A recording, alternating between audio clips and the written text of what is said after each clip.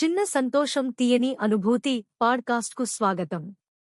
మనసును తేలికగా తాకే కానీ గుర్తుండిపోయే ఈ మధురమైన కథలను మీ ముందుకు తీసుకురావడం నాకు ఎంతో ఆనందంగా ఉంది. ఇప్పుడు మన కథలోకి ప్రవేశిద్దాం. మొదటి కథ. స్క్రీన్కు అవతల. ఒక బ్రైట్గా వెలుగుతున్న మెట్రో స్టేషన్. సిటీ నుంచొస్తున్న ఒక సనాయ్ ఘోష గాలిలో అలాగే ఉంది. టైల్స్ వేసిన గోడకి ఆనుకుని కొంచెం పాతబడ్డ ఒక బెంచ్ మీద ఒక 70-year-old పెద్దాయన. కళ్ళల్లో చాలా దయ, మొహం మీద ఒక సంతమైన చిరునవ్వు. ఆయన చాలా ఓపికగా కూర్చునున్నారు.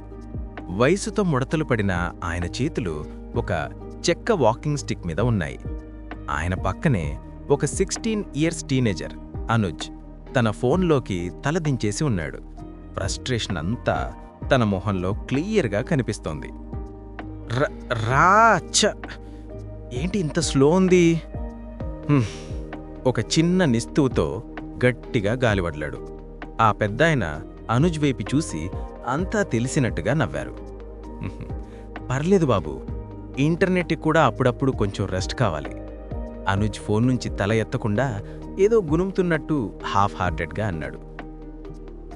యా, కానీ నాకు రెస్ట్ లేదుగా. ఆ పెద్దాయన మెల్లగా నవ్వారు.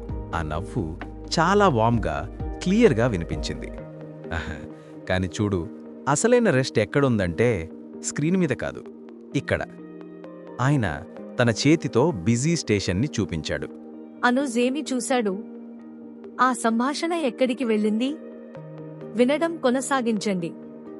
పార్ట్ 2 త్వరలో వస్తుంది.